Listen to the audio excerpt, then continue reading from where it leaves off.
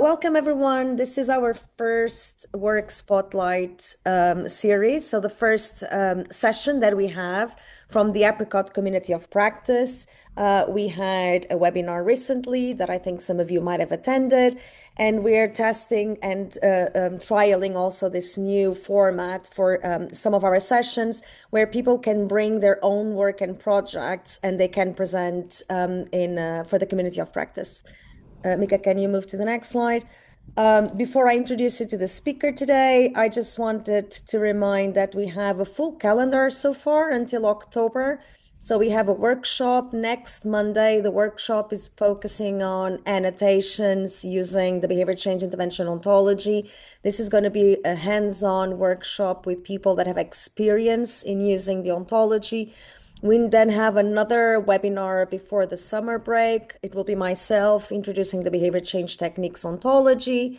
And then we have two other webinars already planned for September and October. And we will have also the first Ask Me Anything session on any questions about ontologies that myself, Pauline, and Carolina will be moderating. Next slide, please. So I will now introduce you to our colleague, Micaela Santilli. Micaela is a behavioral scientist. She did her training in Buenos Aires, Argentina, and she did a master's in behavioral science at University College of London. That we were very lucky that she chose to do that, because since then she's been involved in a lot of the projects at the Center for Behavior Change on ontology development. She was part of the Human Behavior Change Project. And she's now also collaborating and working in the APRICOT project. And she works and she contributes to the development of the mental health ontology as part of the GALENOS project that Mika is going to present today. And also, Mika has a lot of experience in doing consultancy in behavioral science across the globe. So it's a really, really great that we have you here today to talk with us about the GALENOS project and the development of the mental health ontology. Before I give the word to you, just to remind everyone that Mika will do her presentation for about 20-25 minutes, and then we'll have around 15 minutes for Q&A and discussion. So please bring your questions. Any question that you have is valid and it's interesting, and we can have a fruitful discussion after Mika's presentation. Thank you. Great. Thank you for the introduction, Marta, and for inviting me, of course. So, well, today I will be presenting the GALENOS project, in which we are developing this mental health ontology.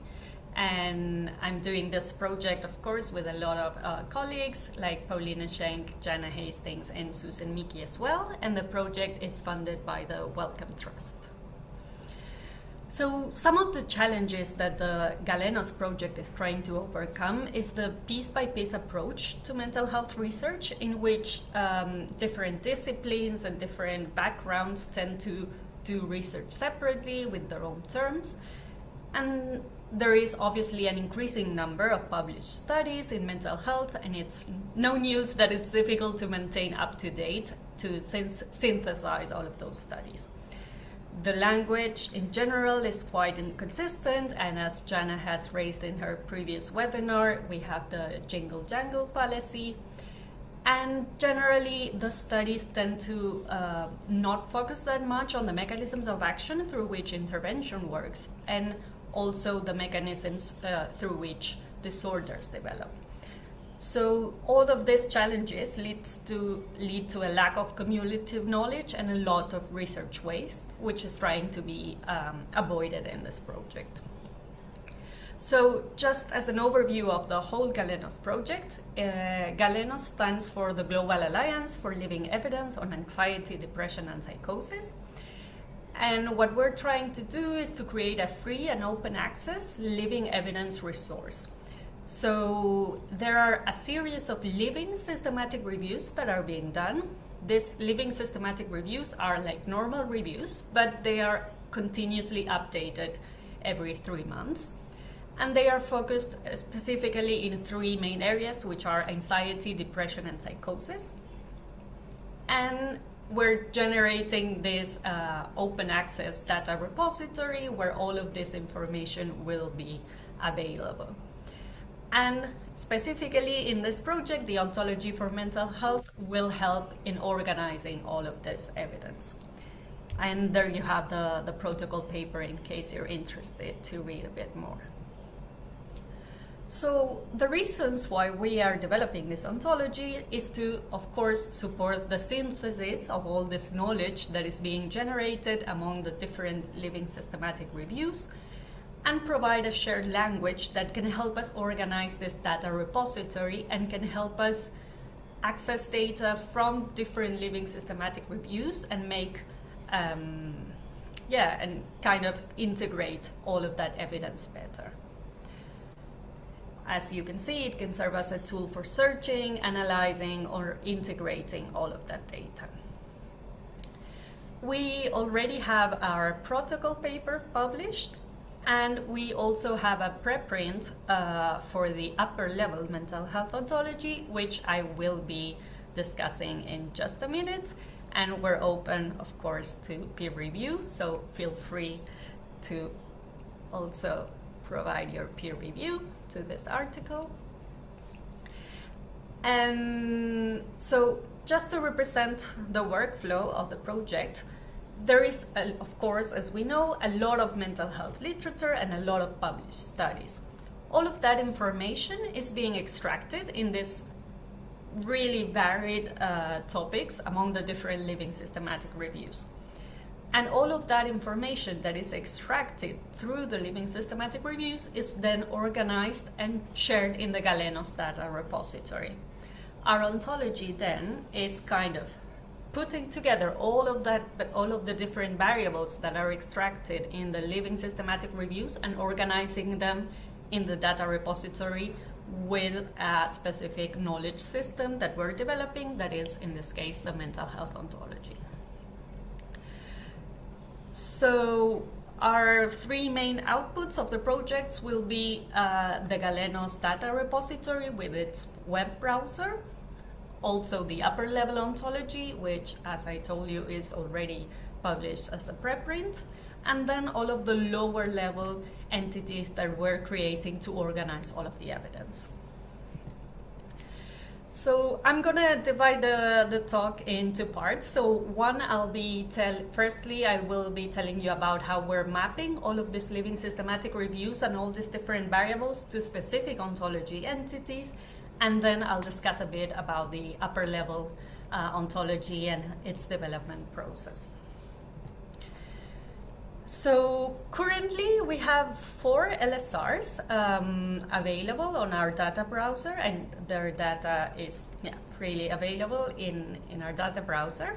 And as you can see, the topics are really varied. So we have, for example, protopaminergic pharmacological interventions for anhedonia, therapeutic potential of exercise in post-traumatic stress disorder, and trace amine-associated receptors agonism for psychosis, and cognitive bias modification for social anxiety. So as you can see, the LSRs are really, really varied. And there are different topics that are addressed, but all in some way have the specific focus on either anxiety, depression, or psychosis.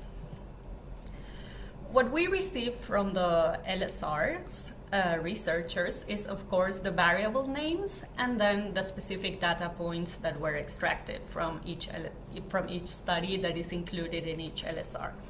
And what we do is generate an understandable label for each variable and map it to specific ontology classes. So, for example, the variable age mean, we decided to generate the understandable label mean age per study arm. And as you can see, we mapped it to the mean human age population statistic from the behavior change intervention ontology. So as much as we can, we try to integrate already existing classes from different ontologies that are BFO aligned. But some variables are a bit more complex, and For example, in this case, we have the variable name overall baseline, which refers to the mean baseline severity of symptoms related to psychotic disorder diagnosis. And in this case, we decided to map it to three classes at the same time. Two of them we developed specifically for the GALENOS project, but one of them we imported it from the OB ontology.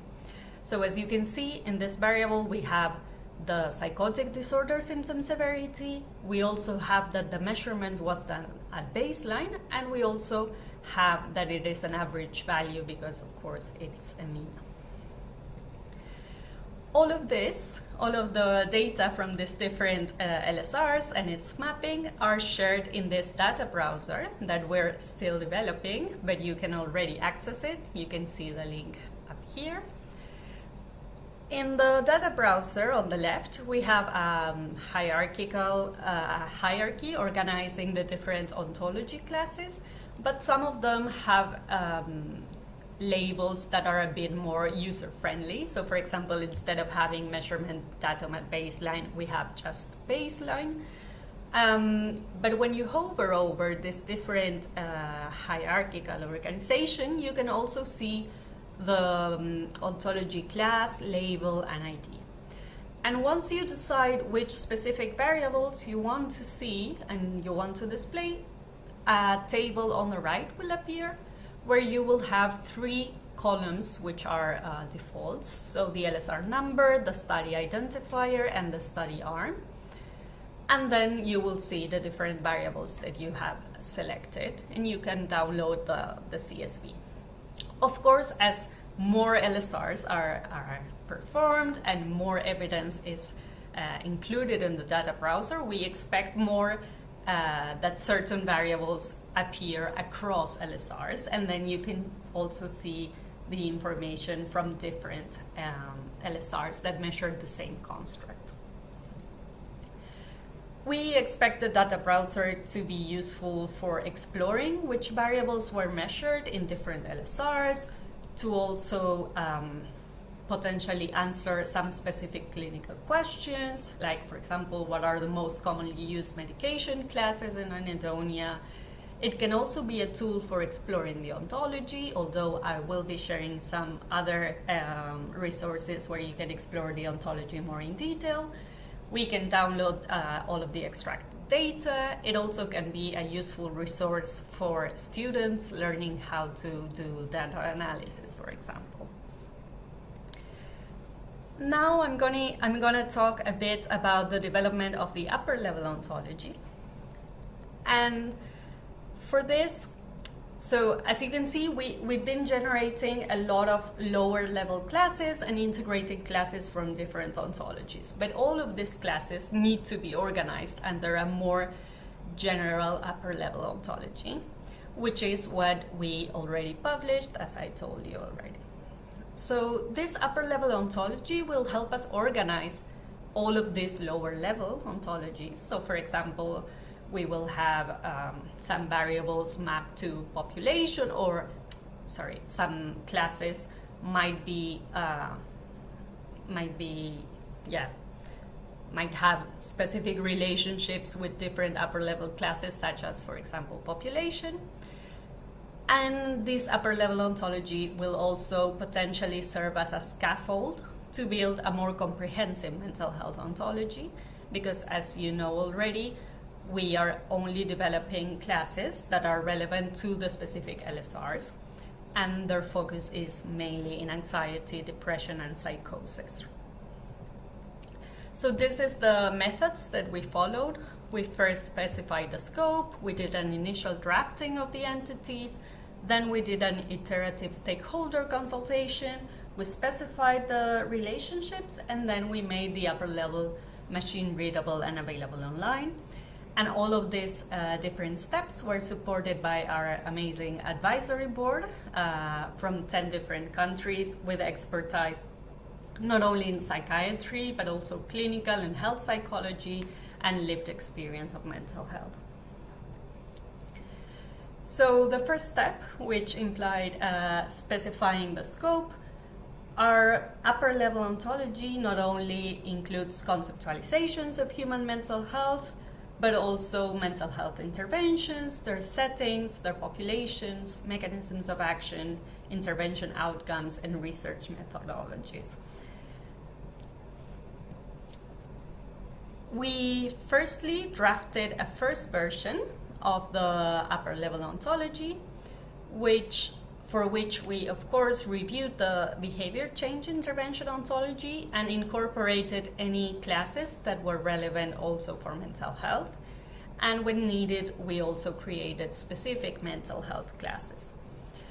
Our advisory board provided feedback at this point, and the first version consisted of 16 entities and 6 types of relationships. And of course, for us, it was very important that our ontology was interoperable with other ontologies already existent. In our iterative stakeholder consultation, we firstly did an online survey where different participants from different parts of the world and different positions and expertise gave feedback on the specific classes and their definitions, and they provided, for example, feedback on whether the entities and labels and definitions were clear, whether we were missing any specific aspect of mental health. And with this feedback, the ontology was updated into 22 entities and 8 different types of relationships. Afterwards, we had an advisory board meeting, and our advisory board checked all of the updates that were performed and gave their additional written feedback. So they were invited to provide open-ended input on whether the classes were clear, whether there was something that needed to be sorted out. And then the ontology was updated to its current version of 25 entities and 10 types of relationships. So here you can see our upper level ontology, and I'll walk you through it quickly. So as you can see here in the left, we have research study. And under this research study, of course, we will be linking a lot of classes related to research studies. So for example, study design, etc. And generally, research studies investigate a human population. And sometimes the human population could be an intervention population because they are participating on a specific intervention. But we wanted this to be broad enough to also include observational studies and not only interventional ones. So under human populations, we have persons with their personal history, and this personal history happening in a specific context. And as you can see here on the right, we also have classes for a mental health intervention as a planned process. And mental health interventions in general have a mental health intervention context, which includes not only its techniques, but also the doses with which those techniques are provided. And we wanted to keep as well the classes broad because the mental health ontology will cover psychiatric, but also psychological or different types of interventions. So that's why we decided to label the class intervention technique. And then mental health interventions also have intervention delivery, in which we specify which is the source providing the intervention, which is the mode of delivery, for example, if it is in person or through the computer, what is the specific communication style of delivery, and the intervention schedule. But mental health interventions can be applied at different times and different places, and some of its, for example, outcomes will vary if the same intervention is applied in different contexts. So that's why we have the mental health intervention scenario class.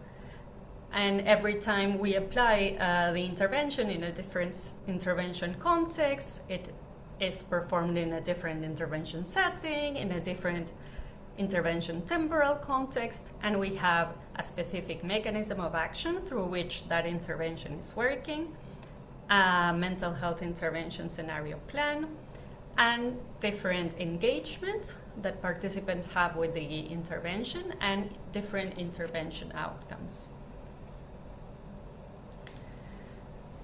And the fifth step was making, I forgot to say that the different relationships were specified here. So we, for example, have the relationship has intervention outcome, or has part, has context, etc.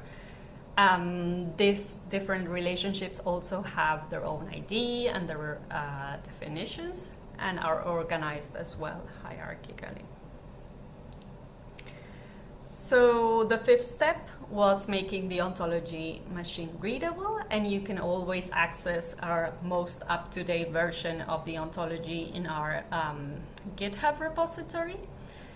And our sustainability plan is to obviously maintain the ontology throughout the GALENOS project, and if necessary as well through the APRICOT project. And the change management and version tracking will be managed through GitHub. And one of the most important points is that ontologies can be updated, and that's why, for example, we invite you to provide and raise issues on our GitHub repository to suggest changes, for example, to definitions or any classes that we might be missing. So I'll share quickly. So if you're interested in downloading our ontology, you can go to GitHub and look for GALENOS Project and the mental health ontology specifically, and you will see all of the different lower level classes that we've been generating, but also the mapping to specific LSRs, and of course the upper level ontology. You can also search our ontology on OLS. So this can help you, for example, find as well the different IDs and definitions and the hierarchical organization of classes. And if you are interested in raising an issue, you can go to our GitHub repository, and under the GALENOS Project Mental Health Ontology, you will see this issues button, and then you need to click new issue, and we will be very, very happy to address any concerns or any feedback you want to give to the project. So the development of the upper level ontology was intentionally broad, and we hope that these upper level classes can be a scaffold for developing potentially future mental health ontology classes, and that our upper level ontology can accommodate all of the different lower level classes that could be developed in the future. And we believe, of course, that it is a first step towards building a more comprehensive mental health ontology, although our current ontology is mainly focused in anxiety, depression, and psychosis. So the key strengths of our upper level ontology development process were that we included several rounds of feedback, and that our ontology is very interoperable with different BFO-aligned ontologies. And then some limitations or future directions is that we wish to potentially improve our participatory processes to provide for participants to provide more feedback to the different classes. So thank you for listening, and now we will go to the Q&A session.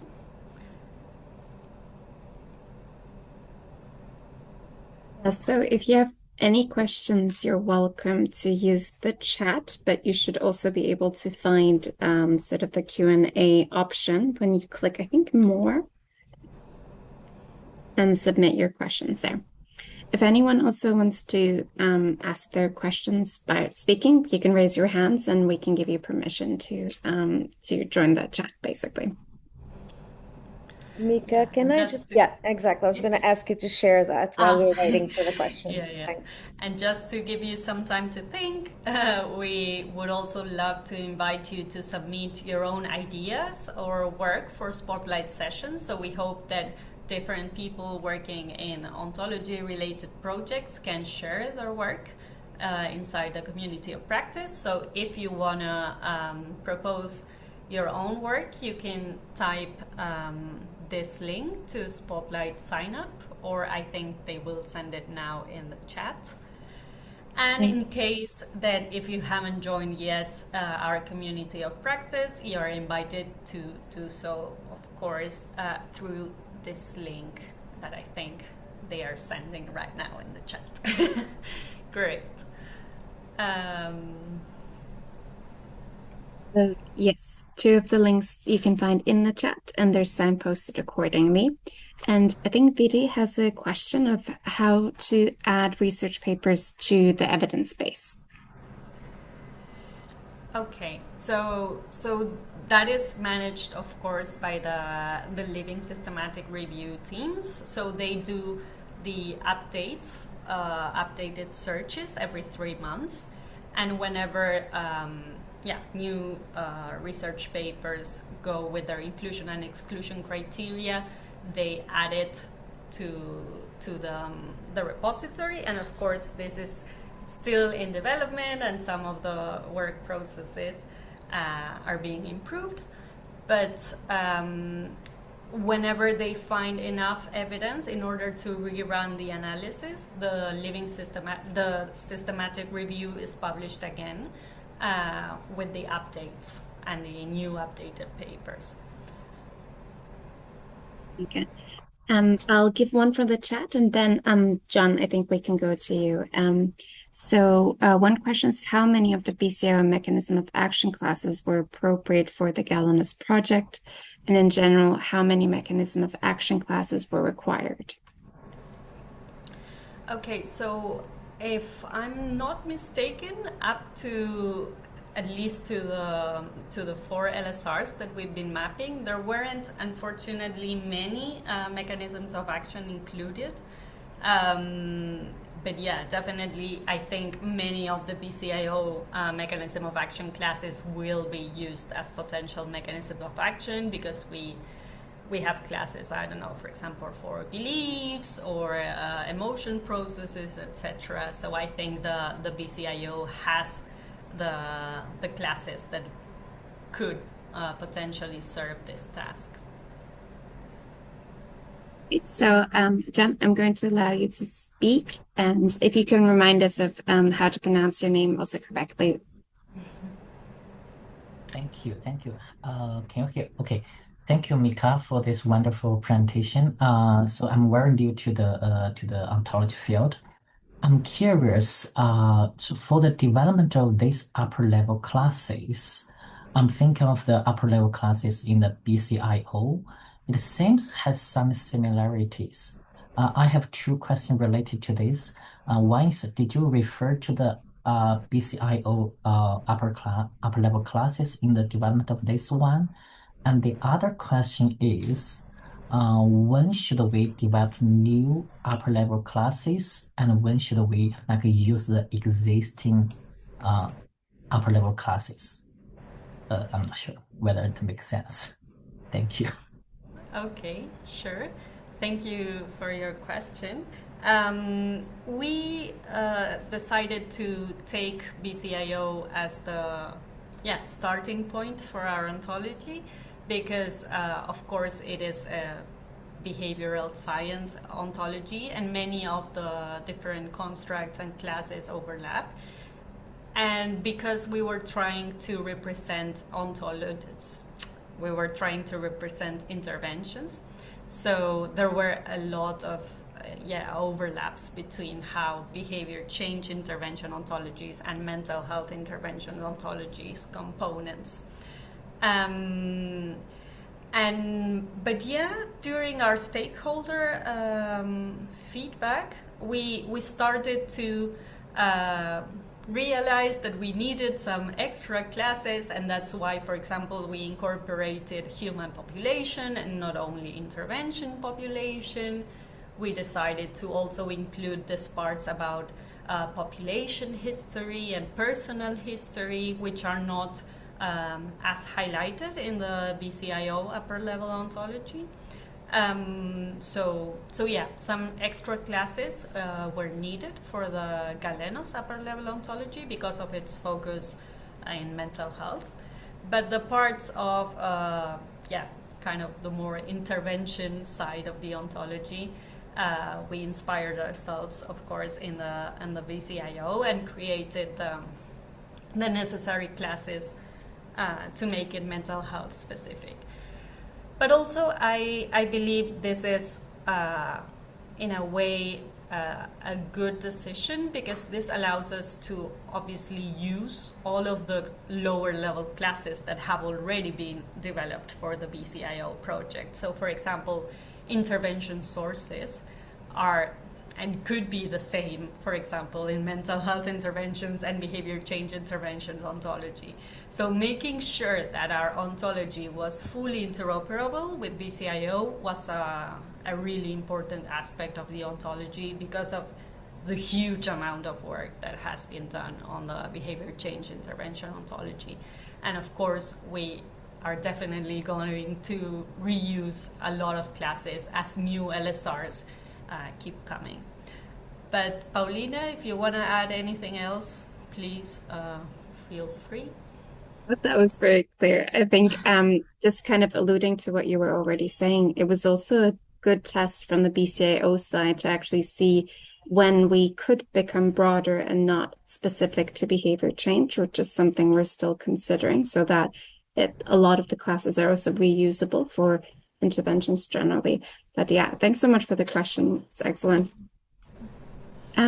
We have one question from John O'Neill. So, was it more difficult to ontologize mental health constructs than other areas of the BCIO that had more obvious physical world presence? Yeah, I would say some of the classes were a bit harder to specify because, of course, our stakeholders come from different backgrounds and different. Some do a lot of applied work, and generally those classes or the suggested things that they were proposing were not as easy to make ontology classes for. But yeah, I think that we managed to create quite a broad ontology in this sense. And yeah, if you think anything is underrepresented, we very much invite you to submit an issue, and that would be great because, of course, we're really happy to enlarge it and make it as comprehensive as possible.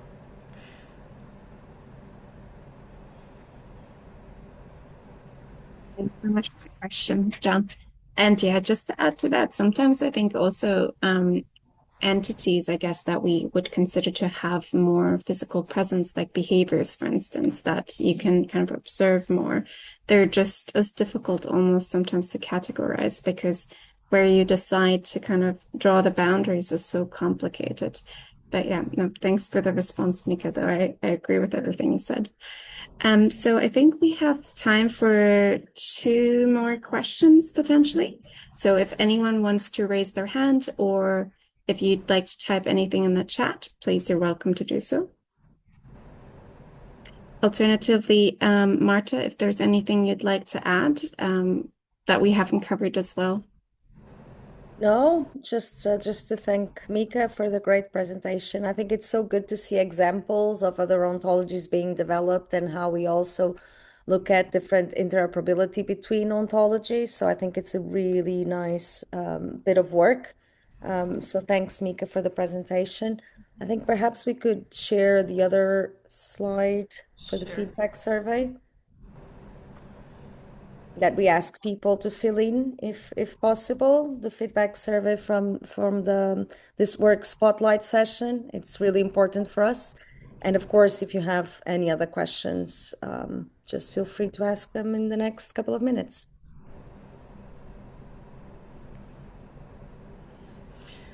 Yeah, maybe I think it would be interesting to also share, Paulina, and I would love to hear your opinion on this as well. But I think it was really interesting the how some variables from the different living systematic reviews were so specific that at a certain point we were considering whether to create classes that were representing super complex constructs, such as, for example, mean, baseline, positive symptoms for psychosis, for example. But then it was a decision to do multiple mapping from different classes as a way to keep the ontology a bit more usable, right? But yeah, I think that is a really interesting point and decision that we made throughout the process. But I don't know, Paulina, if you would like to add anything else to this point or discussion. But there is a clear and an interesting issue, I think, in becoming more precise and specific to your data set versus comparability and actually being able to integrate. And as Mika said, kind of the solution that we found was using multiple different classes to get to that level of specificity, so that you have the construct and the mean, for instance, and other additional things that you need, rather than getting as specific with one class. But yeah, I do find that a quite interesting issue, because then you also have multiple classes and it becomes a bit more complex on how you represent things. But on the other hand, does it become too detailed then to actually be able to integrate? But yeah, no, that's an excellent point. Thanks for sharing, Mika. Oh, I think we have one more question. So yeah, another question is that there has been really lots of ontologies developed. We can annotate text using not only the BCIO, but other ontologies. How do you find other ontologies that are potentially relevant to the project? Yeah, so thank you for the question. What we generally do, I don't know if they're asking specifically of how we find specific classes, but what we generally do is we browse throughout OLS, that is this ontology lookup service, and we try to find different classes that are relevant. So for example, for different measurement classes, or for some, adverse events or clinical measurements, etc., we've already find some interesting classes that we incorporated into our lower level classes. But of course, it is important that these ontologies are kind of aligned with the BFO structure that we're using to structure the whole ontology, because of course we still want to be interoperable with all BFO classes and ontologies. So yeah, what we do is we generally look for relevant classes in OLS. And for example, just to name a few, we have imported classes, for example, from the mental functioning ontology, but also a different relevant ontology in mental health is the mental disease ontology, which is based also in the ontology for general medical science, etc. So there has been a lot of ontologies that could be reused for mental health, and we're trying to, of course, reuse as much as possible. One final question, and then I'll leave it up to you to close. But so how do you generally approach drawing the line with the specificity of classes? So I guess this goes back to the question of how do you balance specificity over usability and comparability? I think that is a very difficult question indeed, and how to draw the line. I think what helps me kind of specify where to draw the limits is whether the specific class could be also reused or could appear in a different LSR, right? If it's a very, very, very specific construct that would not probably appear in a different LSR, then it probably loses a bit our use case of trying to integrate the data among different living systematic reviews.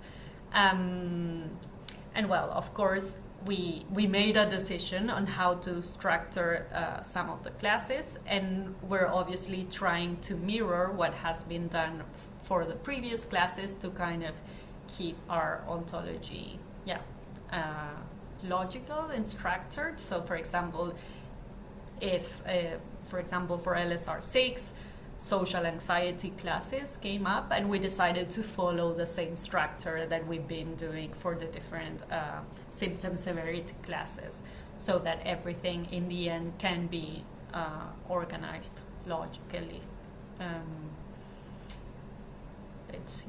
I don't know if you have any other comments. No, it's very difficult. I think you covered it really well. So I think sometimes you just need to have certain criteria or make judgments. But thanks. Yeah, no, I agree with everything you said again. But well, if we don't have any extra questions, maybe I would like to invite you once more to provide feedback to the form. And of course, I would be really, really excited as well to listen to other people's work while using ontologies. And I really hope as many as possible can share their work, and we can definitely learn from different teams working as well with ontologies. So really excited, and please propose your work and sign up to the work spotlight sessions. Thank you, Mika. And just a reminder, Monday, 1st of June, we have a workshop on annotating using the behavior change intervention ontology for those who are interested to join. Thank you, everyone. Thank you.